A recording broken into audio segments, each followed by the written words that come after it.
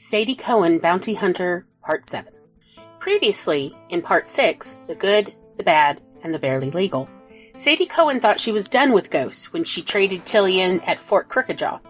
But one look at the bounty board proved otherwise. Jeremiah Fox-Eyed Finch, wanted for fraud, arson, and attempted murder, grinned up from the poster like he was daring her to come find him. Trouble was, Sadie already had, once upon a time. But before old debts could be settled, there was the matter of Tilly. Locked away in the crooked little jailhouse, she wasn't about to rot behind bars. Clem Johnson, quick with a smile and quicker with a scheme, proposed a jailbreak fit for the penny dreadfuls. No dynamite, no shootout, just a bottle of whiskey and the soft spot of a love-struck guard. While Clem worked his charms, Sadie slipped through the shadows, turned the key, and found Tilly ready with both her silver-handled pistol and a packet of stolen Blackspur papers that could burn half the territory down. The trio thundered out into a storm that turned the world to mud and lightning. By dawn, they were holed up in a cave, cold, wet, and bone-tired, but free. For now, because the storm outside wasn't half as dangerous as the storm waiting on the horizon. What perils await our crew next? Read on in Part 7.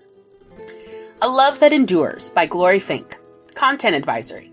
Queer romance, disguises, jailbreak, aftermath, and a tender love scene. Pulpy danger meets heartfelt intimacy.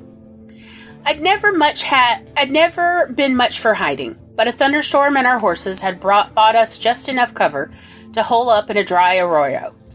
We had Tilly's pistol back where it belonged, the stolen papers bundled in oilcloth, and not much else worth crowing about. Our food was gone, our cartridges low, and Clem's idea of medicine was a shot of whiskey and a prayer. "We're running light," Clem said, peering into the saddlebags like he expected manna to appear by miracle. "Somebody's got to ride into town." "Not me," Tilly said quick, propped against the wall with her pistol balanced on one knee. "There's wanted posters with my face sketched bold as daylight. Sheriff string me up before I finish tying my horse." Clem snorted. "I'd get clocked just for winking too pretty at the wrong deputy. Can't say I'm very welcome back in Badass." Which left the obvious. They both turned to look at me. I sighed. "So you reckon Sadie Cohen should go walk herself into the lion's den?" "Not Sadie Cohen," Tilly said, grinning. She reached into her bundle and pulled out a dress the color of burgundy wine and a string of paste pearls that caught the lamplight. "Miss Sadie." Clem's grin went wicked. "Now that's a disguise I'd pay to see. I bet you'll fill out that bodice better than Tilly ever did." Tilly shot him a glance sharp enough to cut leather. "Don't listen to him. You'll need to walk like you've got a spine of steel and a corset tighter than a preacher's purse. Chin up, hips steady. Nobody second-guesses a woman who looks like she owns the room." I took the dress in my hands, the fabric soft but heavy. It smelled faintly of rosewater and gunpowder, like everything else that belonged to Tilly Kane. "Miss Sadie," I muttered, rolling the name on my tongue. Lord help me. But the truth was, the thought of walking in a badass as someone else, it made my heart kick against my ribs with equal parts fear and thrill. Miss Sadie might just be able to go where Tex Deadly couldn't. Tilly spread the dress across the saddle blanket like she was lying out armor before a battle. The burgundy cotton caught the lamplight low and warm in our arroyo hideout, and the pearls gleamed faint as bone. "You'll need to lose the gun belt," she said, reaching for the buckles at my hips. "Not a chance!" I slapped her hand away, though I was half smiling. "Ain't stepping foot in Badass unarmed." Clem chuckled from his corner. He had his boots on, ankles crossed, looking for all the world like he was settling in to watch a comedy show. "Just hide the pistol somewhere clever. Petticoats have pockets, don't they? Or do we stitch a holster to your garter?"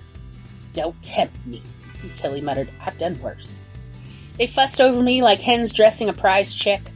Tilly laced me into the corset, but had to remove most of the padding pieces first, as I have more ample curves than her slim snake hips. Clem nodded in approval with each padded piece we had to remove, delight shining in his eyes. "Stand tall," Tilly said, tugging one last time. "The whole trick is confidence. If you look like you belong, nobody asks questions." "Or they ask the wrong ones," I grunted, adjusting to the stay support in the small of my back. The dress slid over my shoulders, heavy and cool, the bodice hugging tight. Tilly fastened the pearls around my throat, her fingers brushing the back of my neck, leaving goose flesh behind. Clem whistled low. "Miss Sadie," he said, grinning wide. "I'd court you myself if I didn't know you'd shoot me for the attempt." I caught sight of myself in the dented tin mirror propped against the rock wall. My reflection startled me. my own eyes looking out of a stranger's face. The burgundy cotton made my shoulders rounded and feminine, the pearl softened my jaw. I looked like a woman who had enough money to waste and no fear of being told no. "Well," I said, trying to remember my Miss Sadie voice, a little higher, smoother. "Seems I'm about to be the most dangerous lady in Badass." Clem chuckled low. Tilly smirked, and for a flicker of a moment, I almost believed it myself. The morning air was cool enough to make my breath show, and the burgundy cotton felt strange against the saddle leather. Tilly had tucked a derringer into my skirt pocket, and Clem pressed a kiss to my glove knuckles before I rode out, grinning like a devil. "Remember," he said, "half the town's seen Miss Sadie before. All you gotta do is smile like you did at the barn dance. I fell for it, and I knew better." I rolled my eyes, but my stomach fluttered at the same. He wasn't wrong. I'd played this part before, pearls in my throat, a fan in my hand, laughter sharper than whiskey. But then it had just been a mask to make a little money stretch further and have a little of the fun that I hadn't been allowed to have back in our New Word Steidel, small town. Now the stakes were higher. There were eyes in Badass that might remember me, and whispers could travel fast. Any hint reached before Crookajaw could be bad news. The ride into town was steady, the road baked hard and dusty from the storm's passing. My heart kept time with the hooves horses, every clop bringing me closer to Millie. Badass rose out of the scrub plain as it always had. Leaning signs, smoke curling from stovetops, the sound of hammers from the rail yard. Nothing had changed, but I had. I sat taller in the saddle, letting Miss Sadie settle onto me like a second skin. She was more demure than Sadie Cohen or Tex Deadly. Slower with a smile and more restrained with her temper, a woman with femininity and mystery. The kind men tip their hats to and women relax around. Sure enough, eyes followed me as I rode down Main Street. I heard a man mutter, "Ain't that the lady from the barn dance last winter?" And another answer, "Looks like it, must be visiting kin." Good. Let them think that. Let the whispers stay just that. Whispers. I had a 2-day ride from the crooked lawman, but one careless word could shorten that. I reined the horse toward the boarding house where Millie stayed. My throat went tight. Inside the room was Millie, if she hadn't washed her hands of this dangerous life. I drew a breath, smoothed my gloves, and slid off the horse. Miss Sadie smiled for the local folks, but under the pearls my heart felt like it was hammering hard enough to bust open Tilly's corset. Time to find Millie. The boarding house parlor smelled of starch and lemon polish, the kind of place where secrets never lasted more than an hour. I barely had time to cross the threshold before Millie looked up from the front desk, her auburn hair pinned neat, her eyes wide as saucers. "Tex?" she whispered, though I was corseted in burgundy cotton and draped in paste pearls. "Miss Sadie," I corrected softly, tilting my head with a smile. She came around the desk, her hand catching my arm, eyes sharp with worry. "Where have you been? You've been gone a while, and now you stroll in, dressed like a Sunday lady, as if the whole town won't take notice."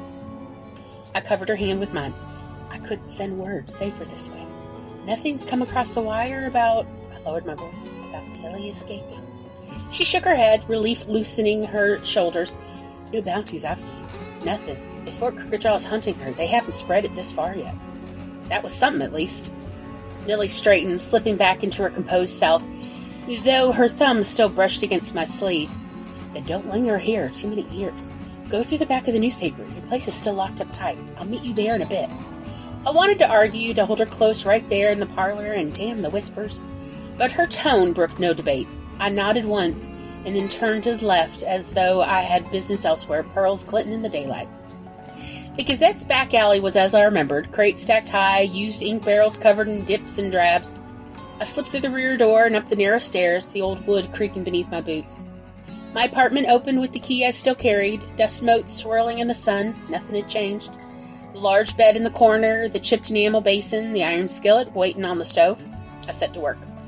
By the time the sky deepened purple, the room smelled of my specialty. Beef jerky stew, simmered with onions and carrots, flapjacks stacked golden on a tin plate. I hadn't cooked in weeks, it felt like, and the rhythm of it steadied me.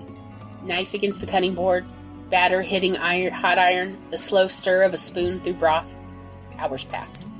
I listened for every footstep on the street, every murmur at the Gazette below. At last I heard the uneven tread I knew by heart. Deliberate, steady, the brace on Millie's left leg marking each step on the stairs. She peered in the doorway, her hand braced on the jab, eyes tired but warm. "You cooked," she said, voice thick with something that wasn't just hunger. I held out a plate. "Stew and flapjacks. You'll eat before anything else." Millie smiled, the kind that reached her eyes and made my chest ache. She crossed the room slowly, and for the first time in weeks, I felt home. Millie leaned against the wall for a moment, and then settled herself slow into the chair opposite mine, easing her braced leg under the table. I set the pot of stew between us, steam rising thick with onions and carrots, and stacked a plate of flapjacks beside it. The smell alone made my stomach growl, though I'd been tasting it all evening to make sure it was as good as it was going to get, in case this was going to be my last home-cooked meal for a long while. Or ever.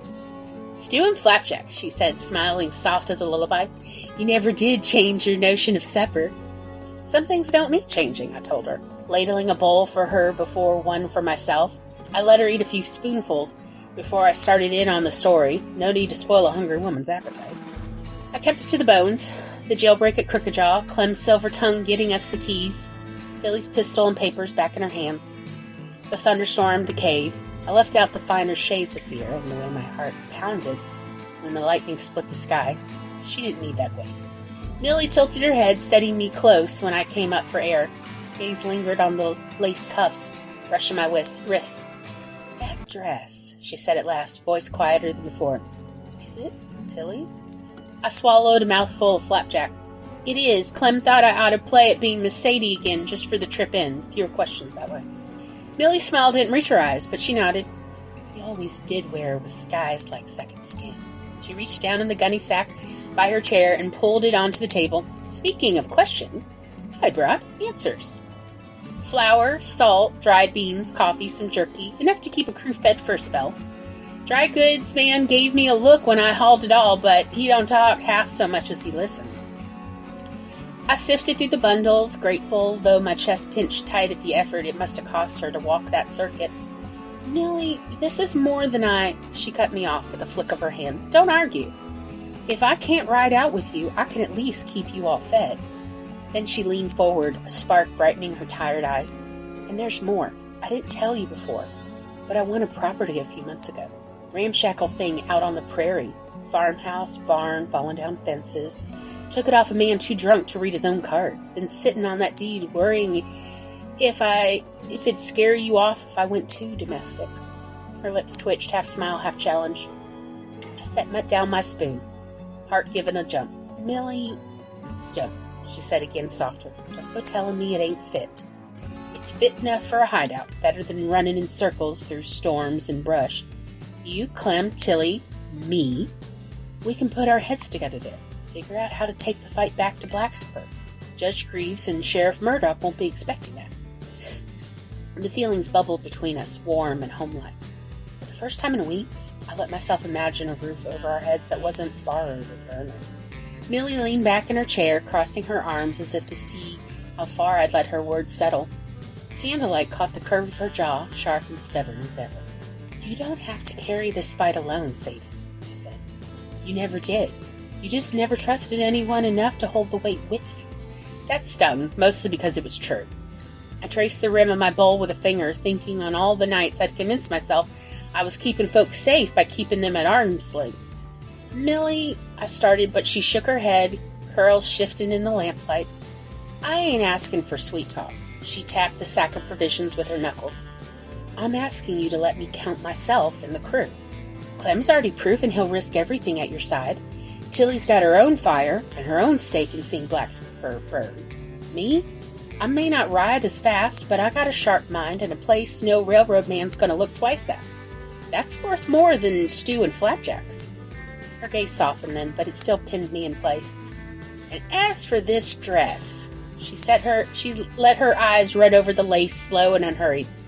"Maybe it's Tilly's, but when you walk into a room wearing it, you're no one's but yourself. Don't fool me otherwise." Heat rose in my cheeks, not from the stew.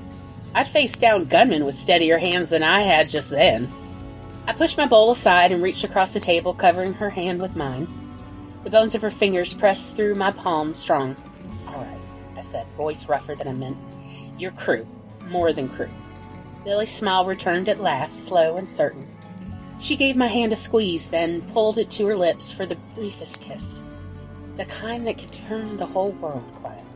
"Good," she murmured. "Because I already told myself this house of mine ain't just mine no more. It's where we start over, where we plan, where we fight smarter." Stew cold, forgotten, while I let myself breathe easy for the first time since Cricket Talk. The dishes sat, rinsed in the basin, half forgotten when Millie drew me close. No fanfare, no demand, just her arms around my shoulders. Her lips brushing mine like she'd been waiting years instead of hours. I sank into her, the rough edge of the day softening under her touch. She smelled of lavender soap and wood smoke, and underneath that, the faint copper tang of the road, real, lived-in human. My hands knew her curves as sure as they knew the weight of my pistols. But touching her was a whole different kind of readiness. "Sadie," she whispered, my name falling like a promise. I pressed my forehead to hers. "I've missed you, Millie." She answered by kissing me again, fiercer this time, as if to anchor me right there in the center of her world. The brace clicked faintly as she shifted, but she didn't falter, pulling me down with her to the large bed tucked into the corner. What followed was no hurried flight. It was the slow, steady fire that warms a cabin through the storm. Tender and grounding, yet sparking bright when our breaths caught against each other's skin. We fit together with the kind of knowing only earned after years of circling back, choosing each other again and again despite the roads between. Her touch steadied me. Mine promised her she was more than a secret folded away in someone else's story. Every kiss wrote it deeper. Here, now, we were both fully seen. When at last we stilled, her head rested on my chest, our breaths rising and falling in rhythm. Outside, the town muttered low in its sleep, but in that little room above the newspaper office, I felt something I hadn't in months. Belonging. Millie traced idle circles against my back. "Told you I can be your home." Kissed her hair, my throat too tight to speak. Home wasn't four walls or a deed to land. It was the woman beside me, the fire she carried. The way she made the weight I bore lighter just by holding it too. And for the first time since this whole Megillah hullabaloo began, I let myself believe we could win. Morning came soft, the kind that slipped through the curtains without demanding attention. The town was just stirring awake below, but up here the world felt hushed and suspended. Millie moved slow in the kitchen nook, setting out 2 tin plates and pouring coffee with the steadiness of someone who'd learned how to make a ritual of survival. Her brace tapped gently against the floorboards as she crossed to the table, the sound already familiar again, like the ticking of a clock I'd missed. She fried up some apples and onion and schmaltz, and then stirred the apples and onions into cornmeal batter to make fritters. Nothing fancy, but it filled the room with a smell of comfort. "Sit," she told me, easing into her own chair with a sigh of relief, "and eat while it's hot. You can save the world after breakfast." I grinned, but I obeyed. The first bite was delicious, just like how I had made it from my mama's recipe all those months ago. For a few minutes we didn't speak, just ate, trading glances that said all the words we couldn't afford to linger on. When the plates were near empty, Millie pulled a folded scrap of paper from her reticule and smoothed it out on the table. A simple map drawn in pencil, no frills, just the marks of someone who knew the land by heart. "This is the property," she said, "south side of Fairhaven Creek. There's a stone chimney still standing from an old homestead. Follow that ridge line here, and you'll come right to it." I bent over the paper, tracing the lines with my finger. "You knew?" She reached across, covering my hand with hers. "I'll meet you there in 2 days' time. Gives you enough time to fetch your friends, get 'em clear of trouble, and ride by the full moon.